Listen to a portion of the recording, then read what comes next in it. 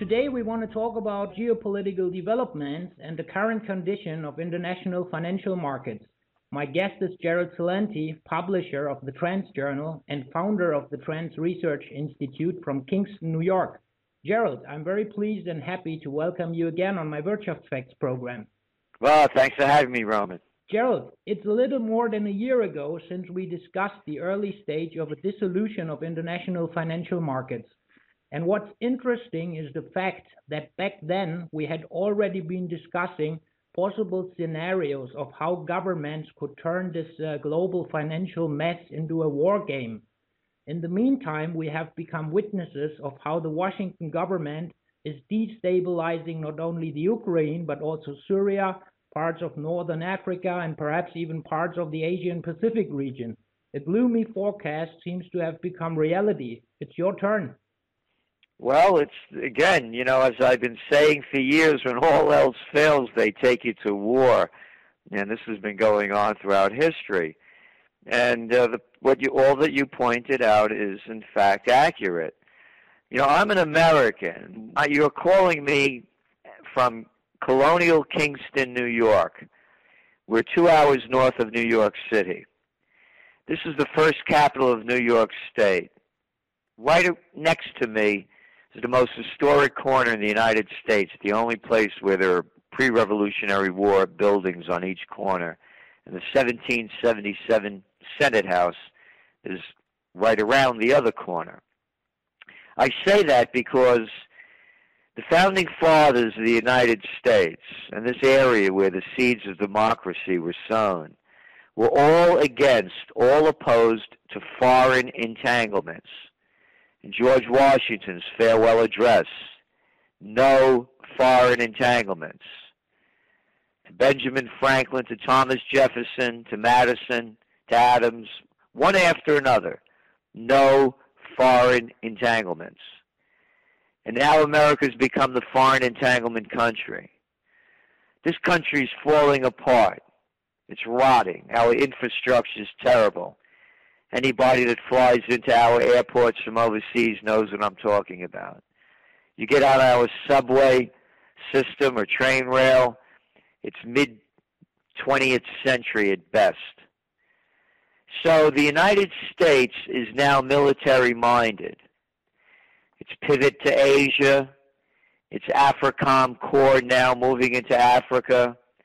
As you point out, with Syria and Yemen, drone strikes going on virtually every few weeks. And then Ukraine.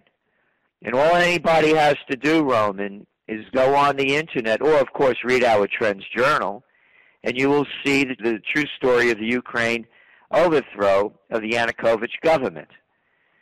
And of course, people have to take their time and get past the propaganda that's being spilled out in the Western press.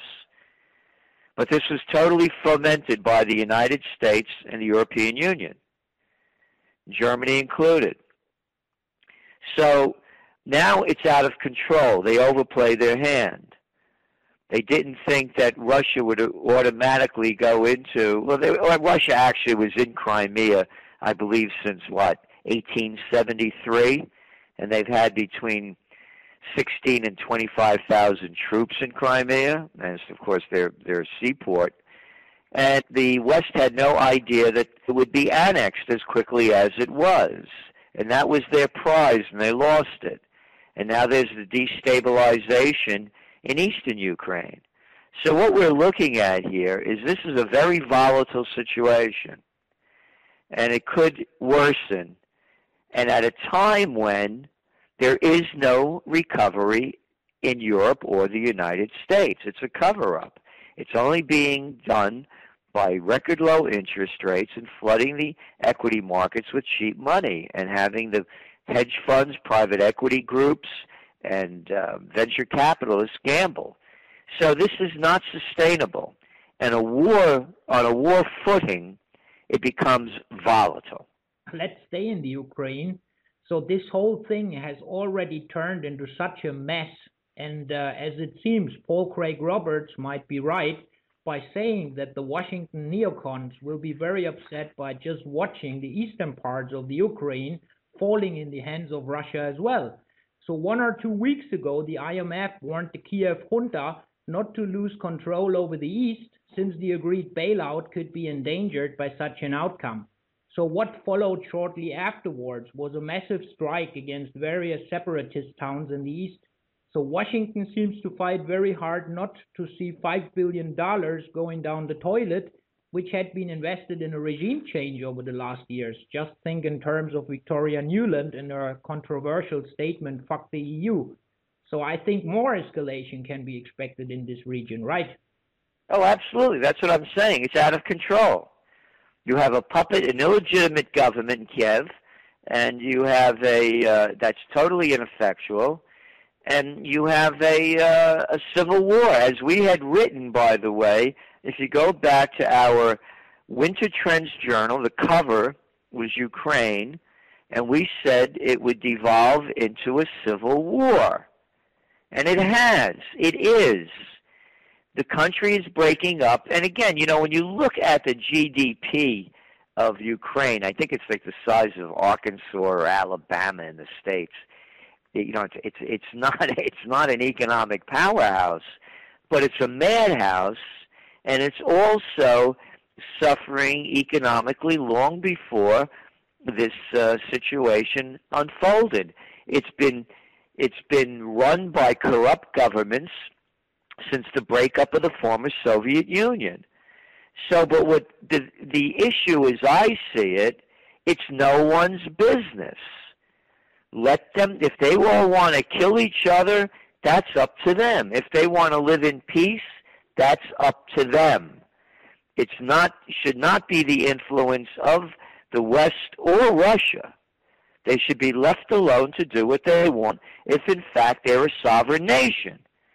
And this whole attitude by the Western nations and other nations to dictate how other countries should be managed when they can't manage their own places, it is really something that has to be looked at seriously and stopped immediately. When it's about geopolitics, I often recommend reading Zbigniew Brzezinski's book, The Grand Chessboard, American Primacy and its Geostrategic Imperatives from the early 90s.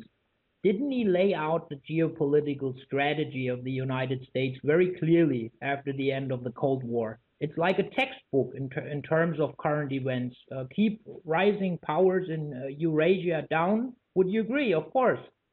Of course, yeah. And again, you can see what happened with the former Yugoslavia. And it just keeps continuing.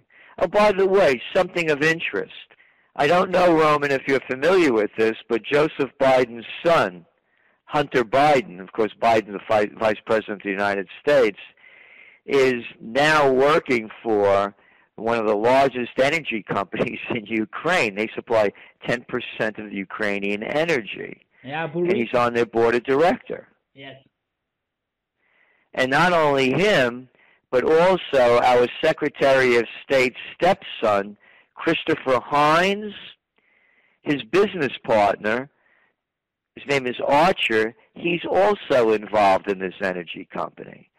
And when you mention Victoria Nuland, all anyone has to do is go on to YouTube and type in Victoria Nuland, December 13th, 2013, and there she is at the National Press Club in Washington, D.C., telling all of the people in the audience that the future of Ukraine is with Europe, and for Ukraine to follow the path set forth by the International Monetary Fund, and the event is being sponsored by Chevron.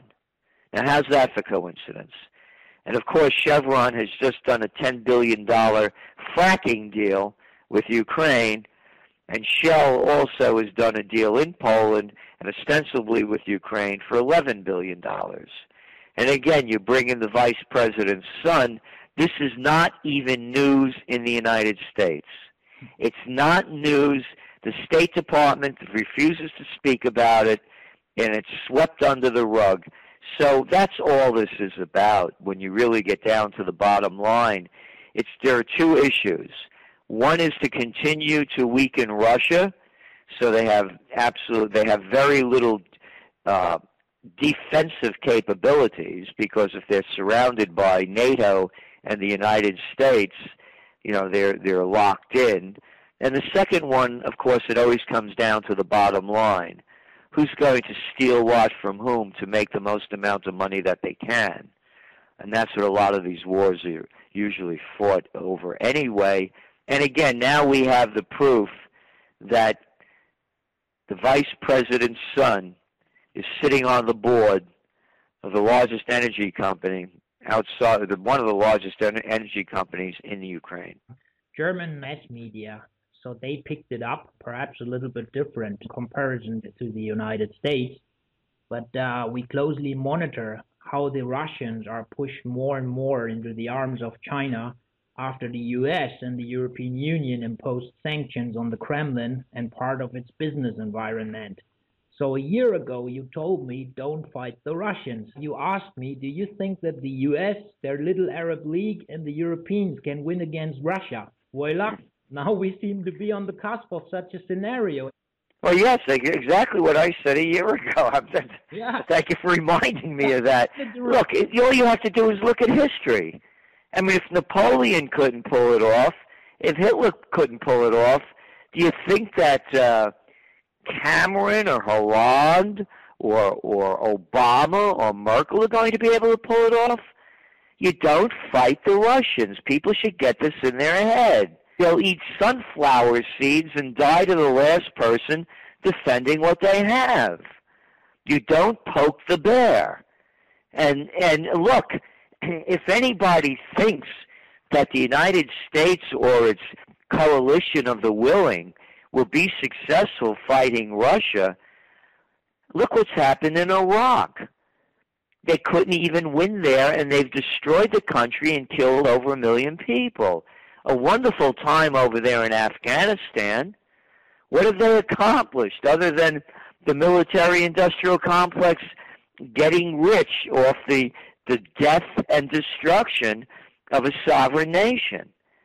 So look at Libya, another one, fomented by Sarkozy and Cameron and Obama, and brought other European nations into it. And what have they done?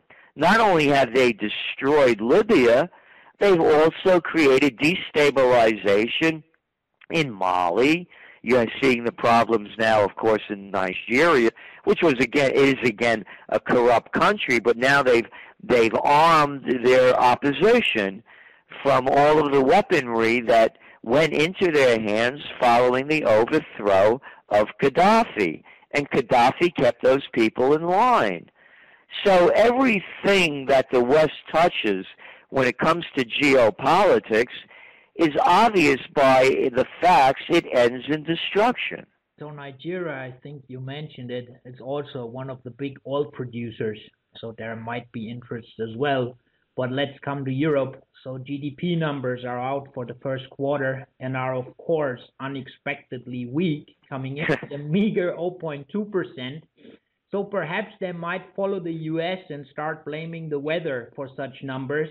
So one of this morning's headline is referring to IceCap Asset Management, who are saying the only thing booming in Europe is separatist movements, not the economy. Yeah.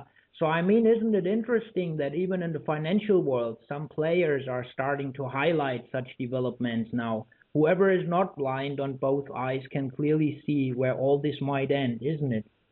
Yes, and as you well know, in a recent TrendsJournal, the last two editions back, populist movements, and they call them separatist movements, or whatever they're by name. What am I saying is that when people lose everything and have nothing left to lose, they lose it.